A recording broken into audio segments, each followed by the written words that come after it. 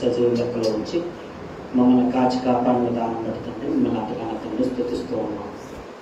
యువతండి ఈ పరిశుద్ధ దినము యువతని యొక్క ప్రాంతంలో తండ్రి మీ మాటలు తండ్రి మరి వినిపించడానికి తండ్రి మేము సిద్ధపరచుడుగా మీ యొక్క సహాయాన్ని తండ్రి మేము అర్థిస్తూ ఉన్నాం. యువతండి ఎక్కడైతే మీరు ఉంటారో మీరు అక్కడ ఉంటా అన్నారు. యువతని మీరు మీ మధ్య ఉండండి, మా మధ్య నుండి తండ్రి యువతని ఘనమైనటువంటి శ్రేష్టమైనటువంటి మీ మాటలు ఆదరించేటువంటి మీ మాటలు తండ్రి యువతండి ప్రతి ఒక్కరిని తండ్రి బలపరిచేటువంటి మీ మాటలు యువతని మీరే తండ్రి నేరుగా వాక్యం ద్వారా మాతో మాట్లాడండి. మా ప్రభుని మీ కుమారుడు యేసుక్రీస్తు తండ్రి క్రీస్తునందు సహోదరి సామాన్యులకి మరొకసారి శుభాన్ని తెలియజేస్తా ఉన్నాను. ఇందాక చదవబడినటువంటి వాక్య భాగాన్ని ఒకసారి మనం ఆలోచించే ప్రయత్నం చేద్దాం. మార్క్ గారు రాసిన సువార్త 5వ అధ్యాయము 25వ వచనం ఒకసారి మనం చూద్దాం. రక్తస్రావం కలిగిన ఒక స్త్రీ ఉండేది. ఆమె అనేక వైద్యుల చేత ఎన్నో తిప్పలు పడి తనకు కలిగినదంతయు వ్యాయామం చేసుకొని ఎంత మాత్రం ప్రయోజనం లేక మరింత సంకట పడేమో. ఇక్కడ ఒక ఆవిడ ఉంది. ఆవిడకు వచ్చినటువంటి ఇబ్బంది ఏంటి అంటే కొన్ని సమస్యలు చెప్పుకునే ఉంటాయి, కొన్ని సమస్యలు చెప్పుకోలేనివి ఉంటాయి. ఈవిడికి వచ్చిన సమస్య చెప్పుకోలేనటువంటి సమస్య. ప్రతి మనిషికి కూడా కొన్ని చెప్పుకుంటాడు, కొన్ని చెప్పుకోలేక ఏం చేస్తూ ఉంటాడో మనసులో పెట్టుకుని బాధపడుతూ ఉంటారు. మానసికంగా బాధపడే వాళ్ళు ఉన్నారు, ఆరోగ్యపరంగా బాధపడే వాళ్ళు ఉన్నారు, కుటుంబ సమస్యల విషయంలో బాధపడే వాళ్ళు ఉన్నారు. అలా బాధలు పడుతూ ఇబ్బందులు పడుతూ మానసికమైన వేదనతో ఉండేవాళ్ళు ఈరోజు ప్రపంచంలో చాలా మంది ఉన్నారు. అందుకే ఎవరు పుట్టుకొచ్చారంటే మానసిక వైద్య నిపుణులు కూడా పుట్టుకొని వచ్చారు. ఈవిడికి అనారోగ్యము ప్లస్ మానసికమైనటువంటి చాలా ఇబ్బంది ఉంది ఈవిడికి. ఎందుకంటే స్త్రీల గురించి మనకు తెలుసు, మాతృమూర్తులు, తల్లులు, సహోదరిమణులు పడేటువంటి ఇబ్బంది. ఆవిడికి ఎటువంటి ఇబ్బంది అంటే ఆ యొక్క తల్లికి ఎటువంటి ఇబ్బంది అంటే రక్తస్రావము ఆవిడ కొన్నటువంటి ప్రాముఖ్యమైనటువంటి ఇబ్బంది. కొన్ని రోగము ఇబ్బందికరమైంది అని అనుకుంటే అక్కడ ఉన్నటువంటి కొన్ని పరిస్థితులు కూడా ఆవిడకి ఇబ్బందితో కూడినవి. ఎందుకంటే మనకి లేవి కాండంలో ఒకసారి మనం చూస్తే లేవి కాండము 15వ అధ్యాయము పాత నిబంధనలో ఒక చట్టం ఉంది. ఆ చట్టం గురించి మాట్లాడుతూ ఏమని మాట్లాడుతున్నారో అన్నది ఒకసారి మనం చూద్దాం. లేవి కాండము 15వ అధ్యాయము 25 నుంచి ఒకసారి మనం చూద్దాం. కడగా ఉండు కాలమునకు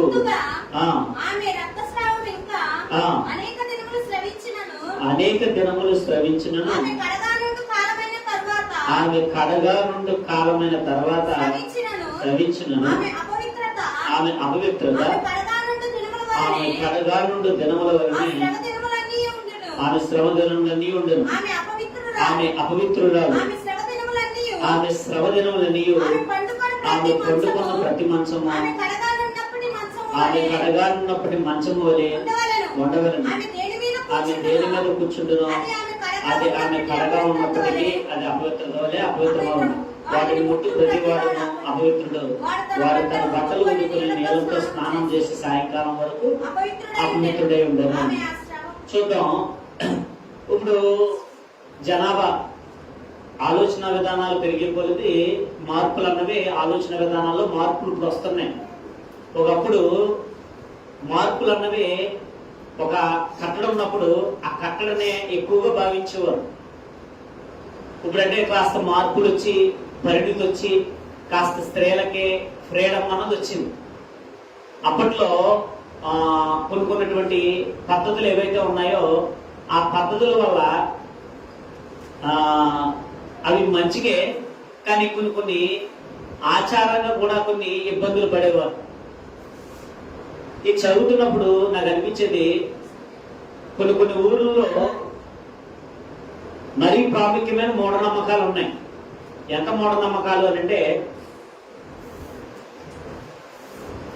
ఊరికి అవతల కొన్ని ప్రాంతాల్లో ఏంటంటే ఊరికి అవతల ఏం చేసేవారు అంటే ఒక చోట నివాసం ఉండాలట స్త్రీలు. ఊరిలోనికి రావడానికి అవకాశం లేదు. కొన్ని ప్రాంతాల్లో మూఢనమ్మకాలు అంటే ఇంట్లో ఉండడానికి లేదు, బంధువులతో మాట్లాడటానికి లేకపోతే కుటుంబ సభ్యులతో ఉండడానికి అవకాశం లేదు వాళ్ళకి. ఊరు అవతల ఉండేవారట. కొన్ని చోట్ల కొన్నిసార్లట పాము కాటుకి బలై చచ్చిపోయిన వాళ్ళు కూడా ఉన్నారు కొన్ని ప్రాంతాల్లో విన్నప్పుడు. అంటే వాళ్ళ మూఢనమ్మకం ఏంటంటే మొత్తం మనిషిని మొత్తం దూరం చేసేస్తున్నారు. అయితే ఈ పద్ధతుల గురించి ఆలోచించినప్పుడు ఆవిడ ఇబ్బంది పడకుండా ఆవిడ రెస్ట్ తీసుకోవడానికి, స్త్రీ రెస్ట్ తీసుకోవడానికి, ఎందుకంటే ఆ మనిషికి రక్తం అన్నది బలమైనది. ఆ రక్తమే ఆవిడ బాడీలో నుండి వెళ్ళిపోయినప్పుడు ఆ 4 రోజులు లేకపోతే ఆ వారం రోజులు మనిషి ఎలా ఉంటుంది, బాగా నీరసపడిపోతుంది. ఆ తల్లులు కానీ సహోదరిమణులు కానీ మనకి స్త్రీలు ఉన్నారు కాబట్టి కాస్త అవగాహన ఉన్న వాళ్ళకి ఈ విషయాలన్నీ అర్థమవుతూ ఉంటాయి. రెస్ట్ తీసుకోవాలి. ఆ రెస్ట్ తీసుకోవడానికి కొన్ని పద్ధతులు పెట్టాడు దేవుడు. కొంచెం దూరంగా ఉండాలి, ఎందుకంటే ఆవిడని ఎవరు కూడా డిస్టర్బెన్స్ చేయకూడదు. పాత్రలు కానీ ఇవన్నీ కూడా, ఎందుకంటే ఆ టైంలో వారు ఎక్కువ పనిపాట్లు చేస్తే ఇంకేమైపోతారో బాగా అలసిపోతారు. అందుకని దేవుడు ఇది ఒక మూఢనమ్మకం కాదు, కానీ దేవుడు ఏం చేశాడంటే ఆవిడికి రెస్ట్ ఇవ్వాలి. ఆవిడికి రెస్ట్ ఇవ్వాలి అని అంటే రెస్ట్ తీసుకోమంటే రెస్ట్ ఇచ్చే మనుషులు కాదు. ఏం చేశాడంటే దేవుడే ఆవిడ ముట్టుకునే వస్తువులు కానీ మంచాలు కానీ ఏవైతే ఉన్నాయో అవి అపవిత్రం అవుతాయి అని అనటం వల్ల మనిషికి సెంటిమెంట్ ఎక్కువ. సెంటిమెంట్ కన్నా బలమైనది ఏది లేదు. ఒక పద్ధతిని దేవుడు ప్రవేశపెట్టాడు పాత నిబంధనలో. తద్వారా ఏంటంటే ఆ స్త్రీకి రెస్ట్ దొరకాలి. ఆ రెస్ట్ దొరికితే ఆ రెస్ట్ లో కాస్త ఆ బలాన్ని పుంజుకోవడానికి అవకాశం ఉంది. ఇంకా కొన్ని సందర్భాలు దేవుడు రాయించాడు, కానీ అవి మనం ఆలోచిస్తే చాలా లోతుల్లో చాలా అద్భుతమైన విషయాలు అందులో మనకు కనబడతాం. సరే, అయితే ఏంటంటే దేవుడు ప్రవేశపెట్టింది మంచికే, మనుషులు ఏం చేస్తున్నారో దాన్ని ఒక ఆచారంగా మనిషిని మొత్తం ఏదో ఒక భయంకరంగా ఆచారంగా చేస్తూ ఇబ్బంది పెట్టినటువంటి పరిస్థితులు కూడా ఉన్నాయి. అందుకే మీకు చెప్పాను కదా, కొన్ని మూఢనమ్మకాలు ఏంటంటే మరీ దారుణమే. అవి ఎలాగంటే ఎక్కడో ఊరవతలకు పోవాలి, ఊరవతలకు పోయి ఆవిడ చచ్చినా ఏమన్నా చేసినా ఆవిడకున్నటువంటి ఆవిడకున్న సౌకర్యాలు ఇవన్నీ చూడరు కొంతమంది. కానీ దేవుడు కొన్ని సదుపాయాలు ఇవన్నీ కూడా కొన్ని దేవుడు ఏర్పాటు చేయడం జరిగింది. అయితే ఇప్పుడు ఈవిడకున్న పరిస్థితి ఏంటంటే అందరికి లాంటి స్త్రీల్లో ఉన్నటువంటి ఇబ్బంది కాదు ఈవిడికి. అందరికి స్త్రీలకి ఉన్నటువంటి ఇబ్బంది కాదు, ఈవిడికి అదే ఇబ్బంది అయిపోయింది. జీవితం అంతా అదే ప్రాబ్లం అయిపోయింది. ఎలాంటి ప్రాబ్లం మళ్ళా వచ్చింది ఇక్కడికి మార్క్స్ వార్తకు వచ్చేది. ఒకసారి 12 ఏళ్ల నుండి రక్తస్రావం కలిగిన ఒక స్త్రీ ఉండేది. ఎన్నో తిప్పలు పడి తనకు కలిగినదంతయు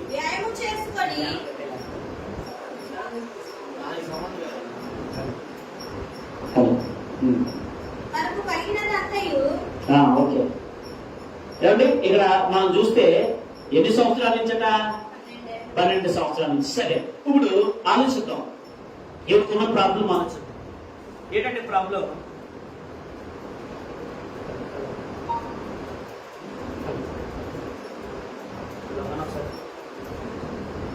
hello hello hello hello hello hello hello ఎన్ని సంవత్సరాల నుంచి అమ్మా? నిజంగా మనిషి ఏమైపోయి ఉంటది? ఒక నెలకే స్త్రీలు ఇబ్బంది పడితే ఈవిడకున్న ఇబ్బంది ఎంతకాలం? నెలలో కొన్ని రోజులే వారు ఇబ్బంది పడుతూ ఉంటే నెల కాదు, 2 నెలలు కాదు, 3 నెలలు కాదు, ఎన్ని సంవత్సరాల నుంచి? ఇప్పుడు 12 సంవత్సరాల నుంచి ఈవిడ ఇబ్బంది పడుతుందనంటే ఎంత మానసికంగా ఇబ్బంది పడుతూ ఉంటుంది. శారీరక బలం కూడా ఏమైపోతుంది? శారీరక బలం ఏమైపోతుంది? మనిషి నాకు తెలిసి మనిషిలా ఉండు, మనిషి శరీరం ఏమైపోయి ఉంటుందంటే క్షీణించిపోయి ఉంటుంది. ఇంకో విషయం, మానసికంగా కూడా ఏమైపోయి ఉంటుంది? కృంగిపోయి ఉంటుంది. ఎందుకంటే ఈవిడ ఎవరికి దూరంగా ఉండాలి? కుటుంబానికి దూరంగా ఉండాలి. ఆ మంచము ఏదైతే ఉందో ఒక మనకు తెలుసు, ఒక స్థలాన్ని ఎంచుకుంటూ ఉంటారు. ఇప్పుడంటే కాస్త అవేర్నెస్ వచ్చింది. ఆ అవేర్నెస్ వచ్చి కొన్ని మనం ఏం చేయట్లేదు, స్వేచ్ఛ వచ్చింది, మనిషికి జ్ఞానం వచ్చింది. మనిషికి అప్పుడులో జ్ఞానం లేదు, అంతగా ఆలోచించేవాడు కాదు మనిషి. ఈరోజు ఇబ్బంది పడకుండా తల్లిదండ్రులు జాగ్రత్త పడతారు, ఇబ్బంది పడకుండా కట్టుకున్న భర్త కూడా అర్థం చేసుకునే పరిస్థితులు ఉన్నాయి.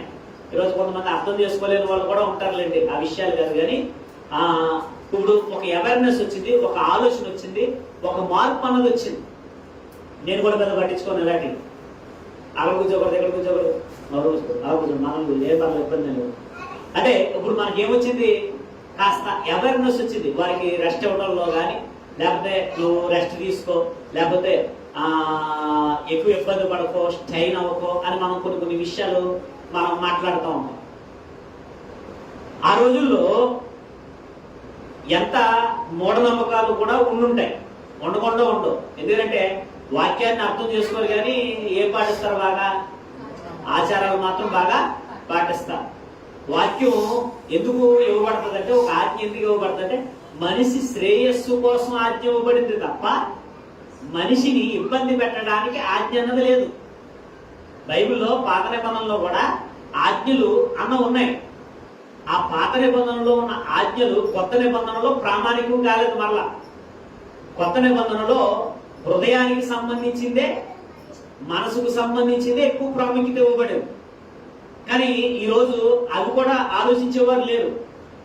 ఆచారాలకున్న లేకపోతే ఒక పద్ధతులకు ఉన్నటువంటి విలువ వాక్యానికి లేదు ఈ రోజుల్లో.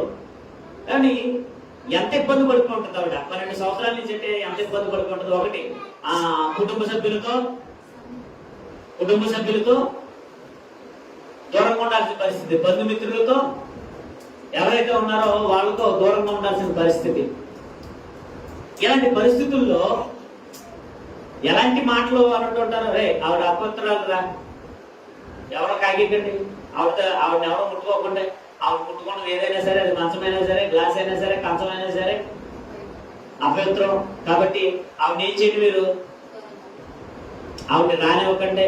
ఆవిడ దేవుడి మందిరానికి రావడానికి లేదు, దేవుడితో చెప్పుకోవడానికి లేదు, అంటే అప్పట్లో మందిరానికి రావడానికి లేదు, అంటే కుటుంబానికి దూరంగా ఉండాలి. ఎలాంటి పరిస్థితులు వస్తాయి? అయితే దేవుడి దయ వల్ల ఆవిడకి కొంచెం ధనం ఉంది, ధన సమృద్ధి ఉంది పాపం ఆవిడకి. అయితే ఆవిడకున్న ధనాన్ని వెచ్చించడం ప్రారంభించిందంట. ఏం చేసింది? డాక్టర్ గారి దగ్గరికి వెళ్ళిందంట. ఏమండి డాక్టర్ గారు, ఏంటండి నా పరిస్థితి అని అన్నప్పుడు రకరకాల ప్రయత్నాలు, రకరకాల ప్రయోగాలు ఎవరి మీద చేశారు? ప్రయోగాలన్నీ ఎవరి మీద చేస్తూ ఉంటారు? మన మీదే కదా. ఇప్పుడు ఈ ట్యాబ్లెట్ ఇస్తారు, ఒకవేళ ఇది అవ్వలేదనంటే ఇంకో ట్యాబ్లెట్ ఇస్తారు, మళ్ళీ అవ్వలేదంటే ఇంకో ట్యాబ్లెట్ ఇస్తారు. అనేక మంది వైద్యులు ఇప్పుడులా ఉన్న వైద్యాలు ఉన్నాయమ్మా. అప్పుడు వైద్యాలు వేరేగా ఉంటాయా? నాటు వైద్యాలు కదా. ఎన్ని మాటలు చెప్పుకుంటారో, ఎన్ని రకాలుగా చెప్పుకుంటారో. అత్తినద్దు అనేవాడు ఒకడు, ఇత్తనం అనేవాడు ఒకడు. అంటే ఇప్పుడు కూడా కొంతమంది ఉంటారు మాంస పదార్థాలు తినకండి, లేకపోతే కాయగూరలు తినండి.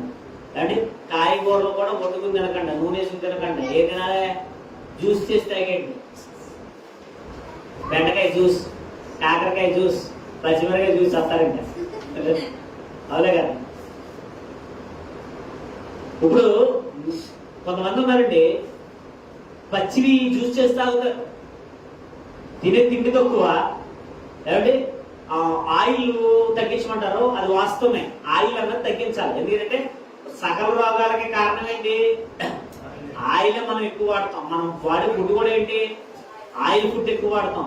మనకు రోగాలు ఎక్కువ రావడానికి కూడా కారణం అంటే ఆయిలే. ఇది మాత్రం 100% వాస్తవం. కనుక ఆ నూనె పొదుపు చేసుకుంటే మనకి మిగులుతుంది. ఇంకోటి ఏంటంటే రోగాలు కూడా రాకుండా ఉంటాయి. కనుక కొన్ని నియమాలు, కొన్ని నిబంధనలు మనం పాటించడం ఇబ్బంది ఏం లేదు. కానీ ఈవిడికి ఒక్కొక్క డాక్టర్ ఒకలా చెప్తాడు. ఇప్పుడు డాక్టర్ గారి దగ్గరికి వెళ్తాం, తగ్గలేదు, మీరు ఏం వాడారు గతంలో అంటారు. గతంలో వాడినప్పుడు ఎవరి మెడిసిన్ వాడాను అంటారు. అప్పుడు ఆ డాక్టర్ గారు ఏమంటాడు? ఆడికి ఏం తెలియదు, నువ్వు అలా ఉంచు, ఈ వాడు అంటాడు. ఇప్పుడు ఇవి అవి వాడావు, తగ్గలేదు, మళ్ళీ ఇంకో డాక్టర్ గారి దగ్గరికి వెళ్ళాం, ఇవి వాడావా, వాళ్ళకేం తెలియదు, నేను రాస్తాను అంటారు. కొంతమంది డాక్టర్లు ఉంటారు, మంచి డాక్టర్లు ఉంటారు, చూస్తా టాబ్లెట్, ఈ టాబ్లెట్ మంచిదండి, వాడంటే ఇబ్బంది ఏం లేదంట. మీకు ఎందుకు చెప్తానంటే తిప్పలు పడుతుందట. ఆవిడికి కలిగినదంతా కూడా ఏం చేసుకుంటుందట? సంవత్సరం కాదు, 2 సంవత్సరం, 12 సంవత్సరాల నుంచి డబ్బులు ఖర్చు పెడుతుందని అంటే ఆవిడ కొన్నదంతా ఏమైపోయిందండి? మనిషికి ధైర్యం ఏంటి? డబ్బుంటే బతికేస్తాం కదా, మనీ మోర్ మేకింగ్స్, ఏదో మనీ గురించి చెప్తారు, అనేక ఆలోచనలు అంటే లేకపోతే అనేకమైన కార్యాలు జరుగుతాయని కొన్ని స్లోగన్స్ కూడా ఉంటాయి. మనం ఏమనుకుంటాం? ఈరోజు డబ్బు ఉందనుకుంటే గుడ్ల మీద చేసి పడుకుంటాం. దేవుడు ఉన్నాడని ఎప్పుడైనా పడుకున్నామా? లేదనుకోండి, బెకారుగా మొహం పెట్టి ఆవుల మొహం ఆడేసుకుని ఏం చేయాలి అర్థం కావట్లేదండి. కొంతమంది ఉంటారండి, దేవుడు నమ్ముకున్నామని అంటారు కానండి, ఎప్పుడు చూసినా ఒకటే పడతాం. ఏ పడదా? మనకు ఏ ఒకటో దారినో గుర్తుకొస్తారు, ఆ ఒకటో దారినో ఇది గుర్తుకురాదు. ఎప్పుడు గుర్తుకొస్తా ఉంటది? ఏమో అర్థం కావట్లేదండి. అంటే ఇలా ధైర్యం ఏంటి? ఉంటేనేమో పట్టుకోలేము, లేకపోతేనేమో లేదు పాపం. ఉంటేనేమో గర్వం, లేకపోతేనేమో డబ్బు మీద ఆధారపడితే అలాగే. దేవుడి మీద మనం ఆధారపడితే ఉన్నా ఒకేలా ఉంటాం, లేకపోయినా ఒకేలా ఉంటాం. ఉన్నదని మనం ఎగరం, లేదని మనం బాధపడాల్సిన అవసరం లేదు. దేవుడు ఉన్నాడు, ఏదో కార్యం చేస్తాడు. కానీ ఆవిడకున్న ధైర్యం సర్లే. ఇప్పుడు డాక్టర్ గారి దగ్గరికి వెళ్ళాం, ఇప్పుడు మనకి కోటీశ్వర్లు మనం ఏమంటాం? డాక్టర్ గారు ఎంత ఖర్చు అయినా పర్లేదండి, ఏమండి 1 లక్ష కావాలా, 2 లక్షలు కావాలా, 3 లక్షలు కావాలా చెప్పండి, అవసరం అయితే నేను ఎంత పెడతాను? 5 లక్షలు పెడతాను, లేదండి 10 లక్షలు పెడతాను, నాకు ఈ రోగం తగ్గాలి, మీరు ఏం చేస్తారో తెలియదు. స్పెషలిస్ట్ దగ్గరికి పోతాం, ఎక్కడ ఫేమస్ డాక్టర్ ఉన్నాడు అక్కడ పోతాం, ఎక్కడ పెద్ద హాస్పిటల్ కనబడుతుందో అక్కడ పోతాం, ఎక్కడ స్పెషలిస్ట్ ఉంటే అక్కడ పోతాం. పోయి అంటాం, అండి ఈ ప్రాబ్లం ఉంది, ఎంత ఖర్చు అయినా పర్లేదండి, ఏం చేయమంటాం అంటే? అవునా లేదా? పాపం ఆవిడ వెళ్తుంటే అనేకమైన పద్ధతులు చెప్తున్నారు, నాటు పద్ధతులు చెప్తున్నారు, ఏం చెప్తున్నారో మనకి తెలియదు. కానీ ఒక్కొక్కడు ఒకలా చెప్తున్నాడు. 20 మంది కాలం తిరుగుతుంది, కానీ రోజులు గడుస్తున్నాయి, నెలలు గడుస్తున్నాయి, సంవత్సరాలు గడుస్తున్నాయి. ఆవిడ దగ్గర ఉన్న ధనం అంతా ఏమైపోతుంది? అండి 12 సంవత్సరాల నుంచి అంటే ఎంత ఖర్చు అయిపోవాలి? చెప్పండి. తనకి కలిగినదంతయు అన్నాడు. చూడండి ఏమంటుండే, చూడండి. తనకు కలిగినదంతయు అంటే చాలా ఆస్తిపరురాలు, స్థితిమంతురాలు. పాపం ఆవిడికి కలిగినదంతయు ఇక చివరికి వచ్చేసరికి ప్యాలెస్ కాస్త కూరుకుడిసి అయిపోయింది. మనకు అర్థం కాదు. వాడ కాస్త ఏమైపోయింది? బండి అయిపోయింది. వాడలాంటి ఆవిడ జీవితం బండి అయిపోయింది. మనుషులు తిప్పుతున్నారు, తిరుగుతుంది పాపం ఆవిడ. కానీ ఎన్ని పరిస్థితులు వచ్చినా, ఏం జరుగుతున్నా తగ్గట్లేదు. అయితే ఆవిడ ఒకరి గురించి అంటుంది, ఎవరైనా జీసస్ క్రైస్ట్, యేసు క్రీస్తు వారి గురించి. యేసుక్రీస్తు వారి గురించి ఉందా? వింటే మనకు లాభం ఏంటి? ఆయన గురించి వింటే ఏంటి? ఆయన గురించి ఒక వార్త అలా నాయన ఉన్నాడట, యేసుక్రీస్తు వారు అనేకమైన కార్యాలు జరిగిస్తున్నాడట, అద్భుతమైన కార్యాలు జరిగిస్తున్నాడట. గుడ్డివారు ఎంతో మందిని ఆయన ఆదరిస్తున్నాడట, చారదీస్తున్నాడట అని చెప్పేసి ఒక మాట విన్నంటనే అంతా ఖర్చు అయిపోయింది, ఆశలన్నీ చచ్చిపోయాయి. ఏమండి 12 సంవత్సరాల నుంచి నాకు తెలిసి ఆవిడ ఏమనిపిస్తుంది అంటే 12 సంవత్సరాల నుంచి పెయిన్ అనిపిస్తుంది. ఏమండి 12 సంవత్సరాల నుంచి సామాజికమైన నిరాకరణ అంటే దూరంగా ఉంటుంది. 12 సంవత్సరాల నుంచి మానసికమైన బాధ అనిపిస్తుంది. 12 సంవత్సరాల నుంచి ఆశలు చచ్చిపోతున్నాయి. 12 సంవత్సరాల నుంచి వైద్యుల చేత తిప్పలు పడుతుంది. ఆవిడకి మనం సింపుల్ గా చెప్పేసుకుంటాం, ఏమని సింపుల్ గా 12 సంవత్సరాలు అంటామంటే మనం ఏది కూడా లోతుగా ఆలోచించాం. పైపైన చదువుకుంటుకోవడం మనకు అలవాటు. లోతుగా మనం ఎప్పుడు ఆలోచించాం. ఒక మనిషి యొక్క హృదయాన్ని లేకపోతే వాళ్ళ యొక్క బాధను మనం లోతుగా ఆలోచించలేం. లోతుగా ఆలోచిస్తే ఏటట 12 సంవత్సరాల నుంచి పెయిన్ బాధ అనిపిస్తుంది, 12 సంవత్సరాల నుంచి సామాజికమైన నిరాకరణ అనిపిస్తుంది, 12 సంవత్సరాల నుంచి మానసికమైన బాధ, 12 సంవత్సరాల నుంచి ఆశలు చచ్చిపోయి, 12 సంవత్సరాల నుంచి వైద్యుల చేత తిప్పలు పడి ధర్మంతా ఏం చేసింది, ఖర్చు చేసింది. కానీ ఎవరి గురించి విందట? యేసుక్రీస్తు వారి గురించి విందట. యేసుక్రీస్తు వారి మాటలు విన్నదట. విన్న వెంటనే ఆవిడికి ఆశలు ఏమయ్యాయి, చిగిరించాయి. కానీ నిజంగానండి ఆవిడకి హ్యాట్సాప్ చెప్పచ్చు. ఎందుకని అలాంటి పరిస్థితుల్లో కూడా రోగంతో పోరాడుతుంది కానీ చచ్చిపోవాలని అనుకోలేదు. మన మధ్యలో ఒక వార్త చూశాను. ఒక తండ్రి ఏం చేశాడనంటే తన కూతుర్ని తన కొడుకుని ఆధార్ కార్డు అప్డేట్ చేద్దామని తీసుకెళ్ళాడట. గోదావరి ఒత్తిడి దగ్గరికి తీసుకెళ్ళాడట. 2 కూతుర్లా సార్ ఎవరో అయితే అప్డేట్ చేద్దామని తీసుకెళ్ళి అతనికి ఏ ఫైనాన్స్ సమస్య ఉందో, ఏ కుటుంబ సమస్య ఉందో మనకు తెలియదు. సమస్యలు మనకు కాకపోతే ఎవరికి వస్తాయి? జీవితం అంతా పూలపాన్పుగానే ఉండాలని అనుకుంటే అది ఎంతవరకు వాస్తవం? బ్రతుకు ఈ బండికి సుఖము దుఃఖము 2 కూడా దేవుడు జతపరిచాడు. సుఖం ఉంటే ఎప్పుడు సుఖం ఉండకూడదు, ఏముండాలి? కష్టం కూడా ఉండాలి. ఎప్పుడు నా బతుకు సుఖంగా ఉండాలి, ఎప్పుడు పూలపాన్పుగా ఉండాలి అని ఎప్పుడు అనుకోకూడదు. కష్టం వచ్చినా నిలబడి మనోధైర్యం ఎవరికి ఉండాలి? మనకు ఉండాలి. అంటే కష్టాలు వచ్చినప్పుడే కదా మనం ఉంటాం. కొన్నిసార్లు దేవుడు ఏం చేస్తాడో, కొన్ని కష్టాలను ఎందుకు పెడతాడు మనకి దేవుడు? ఎందుకు పెడతాడు? కొన్ని పరిస్థితుల ద్వారా కొన్ని పాఠాలు నేర్పించడానికి. ఏమండి ఈవిడికి ఇన్ని సంవత్సరాల నుంచి ఉంది, తర్వాత దేవుడి కార్యం గొప్పగా జరిగించలేదా?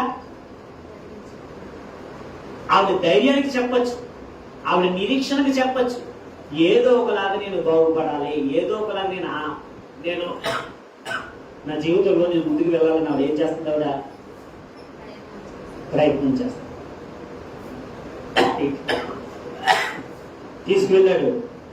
అతను తీసుకెళ్ళాడట. ముందు కూతురుని గోదావరిలో తోసేశాడట. కొడుకు స్టన్ అయిపోయి పరిగెడుతున్నాడట. కొడుకు వద్దు నాన్న అంటున్నాడట, పరిగెడుతున్నాడట. ఆటో అతను అలా వస్తున్నాడట. తండ్రి కొడుకు లేదో ఆట ఆడుకుంటున్నారు అనుకున్నాడట. ఆ కొడుకుని నీళ్ళలో తోసేశాడు, తాను నీళ్ళలో తూకేశాడు. వాళ్ళని చంపాడు చేతులారా. అతను కూడా ఏమైపోయాడు? చచ్చిపోయాడు. అంటే ఎప్పుడు పూలపాన్పులా ఉండాలా జీవితం? కష్టాలు ఉండకూడదా? కన్నీళ్ళు ఉండకూడదా? ఇబ్బందులు ఉండకూడదా? ఎప్పుడు కష్టాలు కన్నీళ్ళు కూడా ఉండవు. సుఖం ఎప్పుడు కూడా శాశ్వతంగా ఉండదు. అలాగని కష్టాలు కన్నీళ్లు కూడా ఎప్పుడు కూడా ఉండవు. ఒకదాని తర్వాత ఒకటి వస్తూ ఉంటారు. ఉదయాన్నే సూర్యుడు వస్తాడు, మరలా సాయంకాలానికి చంద్రుడు వస్తాడు. ఉన్న సూర్యుడు సాయంత్రానికి వెళ్ళిపోతాడు, మరలా చంద్రుడు ఏం చేస్తాడు? మరలా వస్తాడు. సుఖం తర్వాత కష్టం, కష్టం తర్వాత సుఖం, ఒకదాని తర్వాత ఒకటి వస్తూ ఉంటాయి. ఇవి రాత్రి పగలు లాంటివి. పగలే ఎప్పుడు ఉండాలనుకుంటే అది ఎంతవరకు వాస్తవం, సమంజసం? రాత్రి ఎప్పుడు ఉండాలని సూర్యుడికి కోసం అనుకుంటే రాత్రి ఎప్పుడు ఉంటే ఏమంటే పగలు లేకపోతే మన జీవితం ఏమైపోతుంది? అవునా కదా? ఇప్పుడు ఈవిడ జీవితంలో జరుగుతున్నటువంటి ఆవిడ ఉన్నటువంటి కష్టాన్ని బట్టి ఆవిడ మనోధైర్యానికి చెప్పచ్చు. మానసికంగా ఇబ్బంది పడుతుంది, కానీ ఆవిడ ఒక ధైర్యంతో ఆశలు చచ్చిపోయినా, తిప్పలు పడిపోయినా, ఏదో రోజు నేను బాగుపడాలని చూస్తూ ఉంది, ఎదురు చూస్తూ ఉంది. 12 సంవత్సరాలుగా ఏమనిపిస్తుందట? బాధను అనుభవిస్తుంది. 12 సంవత్సరాలుగా బాధను అనుభవిస్తుంది. అయితే యేసుక్రీస్తు వారి గురించి అందే, యేసుక్రీస్తు వారి గురించి విని నేను ఆయన వస్త్రపు చెంగును ముట్టిన బాగుపడుతున్నాను అనుకుని ఏమనుకుందట? ఆయన వస్త్రపు చెంగును ముట్టిన ఏమనుకుందట? ఇప్పుడు అదేంటి? యేసుక్రీస్తు వారిని పిలవచ్చుగా, ప్రభువా నాకు ఈ సమస్య ఉంది, నాకు సహాయం చేయమని అనొచ్చుగా. ఎందుకు అనలేకపోయింది? జనాల్లోంచి రావడానికే లేదు. జనాలు నాకు తెలిసి ఆవిడ ఏ కొంగో కప్పుకొని మొహం కప్పుకొని వచ్చి ఉండాలి బహుశా. మొహం తెలియకూడదు కదా, లేకపోతే వేరే ప్రాంతంలో ఉన్న ఒకవేళ తెలియకుండా ఆవిడ ఏం జాగ్రత్త పడ్డదో మనకు తెలియదు. జనాల్లోంచి రావడానికి లేదు. ఇంకోటి అంటే ఆవిడకున్న అడ్డంకులు ఏంటంటే ధర్మశాస్త్రం అడ్డంగా ఉంది, ముట్టుకోకూడదని. జనాలు అడ్డంగా ఉన్నారు. ఆవిడకి ఎన్నో సందేహాలు ఉన్నాయి. ఇప్పుడు ఇలాంటి సందేహాలలో, ఇలాంటి ఇబ్బందుల్లో ఒక సాహసమైన నిర్ణయం తీసుకుంటుంది, ఆలోచించుకుంటుంది. ఏంటి దీనికి పరిష్కారం ఏంటంటే, ఒక పని చేద్దాం, ఎవరికి చెప్పకుండా ఏం చేద్దాం? ఎందుకంటే గర్తిస్తారు, నువ్వు రాకూడదు, నువ్వు అభ్యంతరురాలివి, నువ్వు ప్రభువుని ముట్టుకునే అర్హత నీకు లేదు, అసలు మమ్మల్ని ముట్టుకోవడానికి నీకు అర్హత లేదు అని మనుషులు ఏం చేస్తారో అడ్డం పెడతారు. చూడండి, ఆవిడ యొక్క మనసులో ఎంత పోరాటం చేసి ఉంటుంది. ఆవిడ మనిషి జీవితం ఒక పోరాటం. మనసు ఏం చేస్తూ ఉంటది అంటే, హృదయంలో చాలా పోరాటాలు జరుగుతాయి, యుద్ధాలు జరుగుతాయి, లోపల యుద్ధాలు జరిగితే జరగవు. మనకి ఎన్ని పోరాటాలు ఉంటాయి? పాకిస్తాన్కి ఇండియాకి పోరాటం ఉన్నట్టు హృదయంలో కూడా చాలా పోరాటాలు ఉంటాయి. అవునా కదా? హృదయంలో ఎంత పోరాటం, దేశాల మధ్య పోరాటం ఉన్నట్టు, రాష్ట్రాల మధ్య పోరాటం ఉన్నట్టు, మతాల మధ్య పోరాటం ఉన్నట్టు హృదయంలో ఏం జరుగుతుంది? పోరాటం. ఆ పోరాటంలో అడుగు ఎవరి వైపు వేస్తుంది? ఈరోజు చాలా మంది ప్రభు దగ్గరికి వెళ్ళనివ్వరు. హృదయంలో పోరాటం. కొంతమందికి రావాలన్నా రాలేరు. హృదయంలో పోరాటం. ఎన్నో అడ్డంకులు, ఎన్నో ఆటంకాలు, మన దేవుడు కాదనేటువంటి భావనలు. ఇలాంటి పోరాటాల మధ్య కొంతమంది, అడ్డంకుల మధ్య కొంతమంది ఆగిపోతారు. కానీ ఇప్పుడు ఏం చేస్తుంది? ఆ అడ్డంకులన్నింటినీ ఏం చేస్తుంది? గెంటుకుంటూ గెంటుకుంటూ గెంటుకుంటూ గెంటుకుంటూ వాళ్ళతో. చూడండి, సినిమా టికెట్ల కోసం పిచ్చోళ్ళు ఉంటూ ఉంటామని రిలీజ్ కోసం ఏం చేస్తూ ఉంటారో జనాన్ని గెంటుకుంటారు. ఈవిడికి అది కాదు. ఆవిడ దేనికోసం తన ప్రయత్నం? తన జీవితంలో కార్యం కోసం. వస్త్రం సింగ్ ఏమనుకుందట? ముట్టుకుందట. ఏం జరుగుతుంది? ముట్టిన వెంటనే ఏం జరుగుతుందట? వెంటనే వెంటనే వెంటనే ఏం జరుగుతుందట? కాసేపాగా ఇంటికి వెళ్ళిన తర్వాత ఇప్పుడు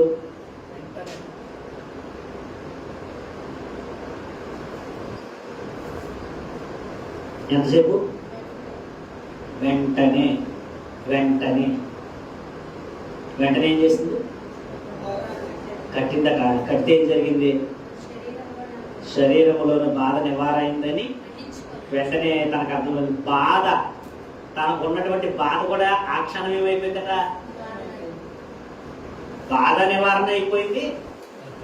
రక్తదానం ఏమైందట? వెంటనే కట్టింది. ఆవిడకి అర్థమైపోయిందట. వెంటనే ప్రభు వారు ఏం చేశారు? వెంటనే ప్రభు వారికి తెలుసు జనాలు ఎంతమంది మీద పడుతున్నా ప్రభు వారు వెనకాల నుంచి వస్తున్నా ఆవిడనే చూస్తున్నాడు. జనం ఎంతమంది ఉన్నా మైండ్ వాళ్ళ మీద లేదు, ప్రభువుకి. ఎవరి మీద ఉంది? ఆవిడ మనసులో అనుకున్నదే ప్రభువుకి తెలుసు. ఆవిడ ఇంటికాడ ప్రయాణం ప్రారంభించినప్పటి నుంచి ఎప్పుడు వస్తుందా నా కుమార్తె నా దగ్గరికి, ఎప్పుడు వస్తుందా నా కుమార్తె అని ఎదురు చూస్తూ ఉన్నాడు ఆవిడ కోసం. ఆవిడ వేస్తున్న అడుగులు ప్రభువుకు తెలుసు, ఆవిడ మనసు ప్రభువుకు తెలుసు, జనాలకి ఎటుకు వస్తుందే ప్రభువుకు తెలుసు, తన దగ్గరికి వస్తుందే ప్రభువుకు తెలుసు, తన వస్త్రపు సింగు ముట్టింది ప్రభువుకు తెలుసు. వెంటనే ఏం చేశాడు ఆయన? తనలో ఉన్న ప్రభావాన్ని ఏం చేశాడు? ఆవిడలోనికి పంపాడు. ప్రభావాన్ని వెంటనే పంపాడు. తెలిసే జరుగుతుంది. అప్పుడు ఏం జరుగుతుంది చూద్దాం. వెంటనే ప్రభావం బయలు వెళ్ళినని తనలో తాను గ్రహించి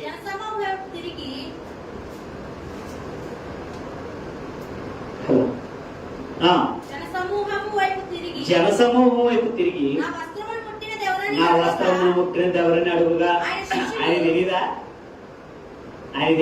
నా వస్త్రం ముట్టింది ఎవరని అడుగుతున్నాడు. ఆయన తెలీదా? ఆయన తెలీదా? ఆదాము నువ్వు ఎక్కడున్నావు అని అంటాడు. ఎక్కడున్నాడో తెలియదు ఆయనకి. కొంతమంది అంటారు వాళ్ళకి అర్థం కాదు. వాళ్ళకి ఇప్పుడు పిల్లలు ఉంటారు, వాళ్ళు ఎక్కడ తప్పున్నారో మనకు తెలుసు. డౌల్ మొదలు ఆడుతూ ఉంటాం. ఎక్కడున్నాడు సెంటుడు, ఎక్కడున్నాడు అంటాడు. తెలీదా మనకి? అది ఎక్కడ తప్పున్నాడో మనకు తెలుసు. పిల్లల్ని ఏం చేస్తూ ఉంటాం మనం? ఆటలాడుకుంటున్నప్పుడు అదొక ప్రేమ. కొంతమందికి అజ్ఞానులకు తెలియదు, నోటికొచ్చేది మాట్లాడుతూ ఉంటారు. అర్థం కాదు కదా. ఏమండి? ఆయనకి తెలుసు ఆదాము ఎక్కడున్నాడో తెలుసు, మనం ఎక్కడున్నామో తెలుసు, ఏ గొంతుల్లో ఉంటున్నామో తెలుసు, ఏ సందులో ఉంటామో తెలుసు, ఏ ఇంట్లో ఉంటామో తెలుసు, ఎక్కడ ఉంటున్నామో, ఏం చేస్తున్నామో, ఎక్కడ కూర్చుని మనం ఏం ఆలోచిస్తున్నామో తెలుసు. హృదయాంతరంగాలను ఎరిగిన దేవుడు మన దేవుడు. హృదయ పరిశోధకుడు యెహోవా.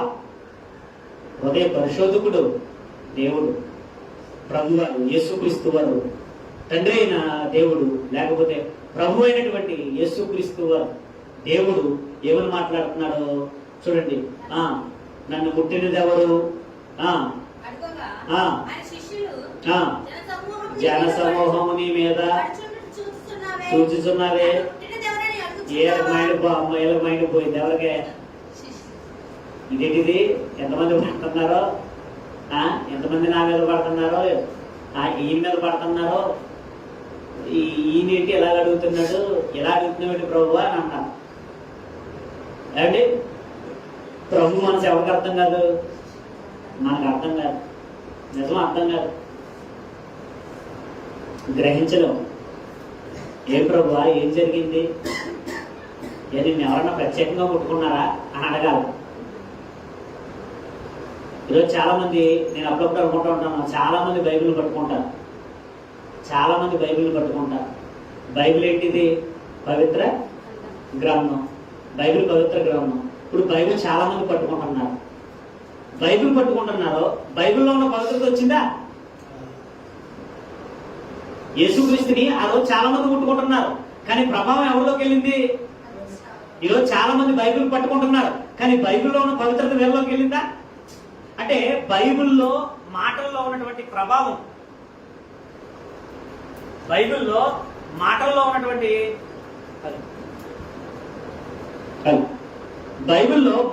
ఉన్నటువంటి ప్రభావం ఆలోచించండి. ఎవరిలోకైనా అవుతుందా? ఈరోజు కోట్లాది మంది క్రైస్తవులు ఉన్నారు, కానీ దీంట్లో ఉన్న ప్రభావం ఏం చేయట్లేదు. చాలా మంది బైబిల్ పట్టుకుంటున్నారు, కానీ ఆ బైబిల్లో ఉన్న పవిత్రత ఎవరికి వెళ్తలేదు. అంటే ఆ రోజు చాలా మంది జనాలు యేసుక్రీస్తు వారిని ముట్టుకుంటున్నారు, కానీ ముట్టుకునే విధానంలో విశ్వాసం లేదు. ఈరోజు చాలా మంది బైబిల్ పట్టుకుంటున్నారు, బైబిల్ చదువుతున్నారు, కానీ దాంట్లో ఉన్నటువంటి పవిత్రతను ఏం చేసుకోలేకపోతున్నారు, పొందుకోలేకపోతున్నారు. ఇది అంత విచారకరం. ఆయన ప్రభావం మనం అనుభవించగలుగుతున్నామా? ఆయన యొక్క పవిత్రతలోనికి మనం వెళ్ళగలుగుతున్నామా? కానీ అటువంటి స్థితిని ఎవరు కలిగి ఉన్నారండి? ఆ స్త్రీ కలిగి ఉంది. అప్పుడు ఏం జరుగుతుంది చూద్దాం. ఆ కార్యము చేసిన కనుగొనవలనని చుట్టూ చూచెను. అప్పుడు ఆ స్త్రీ తనకు జరిగినది ఎరిగి భయపడి వణుకుచూ వచ్చి ఆయన ఎదుట సాగిలపడి తన సంగతి అంతయు ఆయనతో చెప్పాను. అందుకైన కుమారి నీ విశ్వాసం నేను స్వస్థపరచను, సమాధానముగా ఉన్నవే పొమ్ము, నీ బాధ నివారణ నీ విశ్వాసం కలుగునుగా కానీ ఆమెతో చెప్పాను. ఏమిటి? ఆవిడ యొక్క విశ్వాసం 10 మందికి తెలియాలని ప్రభు వారు అలా మాట్లాడారు. ఆవిడతోటే సాక్ష్యాన్ని చెప్పించాడు. ఆవిడ యొక్క విశ్వాసాన్ని 10 మందికి ఏం చేశాడు? ఇంకో విషయం ఏంటంటే ఆవిడ విశ్వాసాన్ని అక్కడున్న వాళ్ళకే కాదు, ప్రపంచం యావత్తు తెలిసేలాగా ఎక్కడ రాయించాడు? చర్చకొచ్చామా వెళ్ళిపోయామన్నది కాదు, మన విశ్వాసం తరతరాలు మాట్లాడుకోవాలి. వచ్చి వెళ్ళిపోతే సుఖమేముంది? ఈరోజు చాలా మంది వస్తారు వెళ్ళిపోతారు, కానీ మన విశ్వాసం, ఆయన నమ్మినటువంటి మన విశ్వాసం తరతరాలు మాట్లాడుకునే విధంగా మన విశ్వాసం ఉండాలి. చూడండి, ఆ స్త్రీ గురించి చూడండి, ఎన్ని తరాలు మాట్లాడుకోవాలి? ఇప్పటి నుంచి 2000 సంవత్సరాల నుంచి మాట్లాడుకుంటున్నారు. ప్రభు వారు వచ్చేంత వరకు, ఈ భూమి ఆకాశాలు గతించేంత వరకు ఎవరి విశ్వాసం గురించి మాట్లాడుకోవాలి? ఆమె విశ్వాసం 12 సంవత్సరాలు పడింది బాధ. కొన్ని వేల సంవత్సరాల నుంచి ఆవిడ జీవితంలో జరిగిన కార్యాన్ని చెప్పుకునేలా ప్రభు చేశారు. మన విశ్వాసం ఎలా ఉండాలి? గాలిలో కలిసిపోయేదిలా ఉండకూడదు. మన విశ్వాసం మనం పట్టుకున్నటువంటి ఈ బైబిల్ ఏదైతే ఉందో దీంట్లో ఉన్నటువంటి పవిత్రతను మనం పొందుకోవాలి. దీంట్లో ఉన్నటువంటి శక్తిని మనం పొందుకోవాలి. దీంట్లో ఉన్నటువంటి ప్రేమను మనం ఆస్వాదించాలి. ఆవిడ యొక్క జీవితాన్ని బట్టి మనం ఈ విషయాలని మనం అర్థం చేసుకోవాలి. అప్పుడు అన్నాడు, పరిపూర్ణమైన ఒక మాట చెప్తున్నాడు. ఏమని అంటున్నాడనంటే, కుమారి నీ విశ్వాసము నన్ను స్వస్థపరిచింది, సమాధానంగా దాని పొమ్ము, నీ బాధ నివారణ నీకు స్వస్థత కలిగిందా కానీ ఆమెతో చెప్పాను. ఇంక నీకమ్మ పరిపూర్ణమైనటువంటి స్వస్థత, ఇంక నీకు ఇబ్బంది లేదు, ధైర్యంగా వెళ్ళమ్మా అన్నాడు. ధైర్యంగా వెళ్ళిపోయింది. అండి ఇప్పుడు ఆవిడ జీవితాన్ని మనం చదువుకుంటాము. ఆవిడకున్న బలం, ఆవిడకున్నటువంటి ధనం అంతా అయిపోయింది. ఏ ఆశలు లేవు, ఇంకా బాగు చేసేవాళ్ళు ఎవరూ లేరు. ఆ పరమ వైద్యుల దగ్గరికి వచ్చింది, విశ్వాసంతో వచ్చింది, గొప్ప కార్యాన్ని ఆవిడ జీవితంలో చూసింది. కనుక అటువంటి విశ్వాసం మనం కూడా కలిగి ఉండాలని ఈరోజు మనతో దేవుడు చక్కటి విషయాలు మాట్లాడాడు. ఆ విధంగా మనం మనతో ఉండాలని ఈ నా మాటలు కూర్చున్నా తల వచ్చండి ప్రార్థన చేసుకుంటాం. మహాపరిశుద్ధుడ, మహోన్నతుడ, మహాగరుడ, మా ప్రియపరలోకం తండ్రి, ప్రేమ కలిగిన దేవ, దయగలిగిన దేవ, మీకు వేలాది స్తుతులు స్తోత్రాలు చెల్లించుకుంటున్నాం. ఎప్పటి వరకు తండ్రి ఒక చక్కటి విశ్వాసాన్ని తండ్రి మేము చూసాం. అటువంటి విశ్వాసాన్ని తండ్రి మాకు అనుగ్రహించాం. ఇవ్వతండి ఎప్పుడు జీవితము పూలపాన్పు కాదు కానీ తండ్రి, కష్టాలు ఉంటాయి, ఇరుకులు ఉంటాయి, ఇబ్బందులు ఉంటాయి, శ్రమలు ఉంటాయి. వాటిల్లో కూడా తండ్రి ఇవ్వతండి మేము జయిస్తూ ముందుకు వెళ్ళే స్థితిని తండ్రి మాకు అనుగ్రహించాం. అటువంటి మానసికమైన ధైర్యాన్ని కూడా తండ్రి మాకు అనుగ్రహించాము. మీ కృపాస్తాలుగా అప్పగించుకుంటూ మీ కార్యం కొరకు తండ్రి ఎదురు చూస్తాం.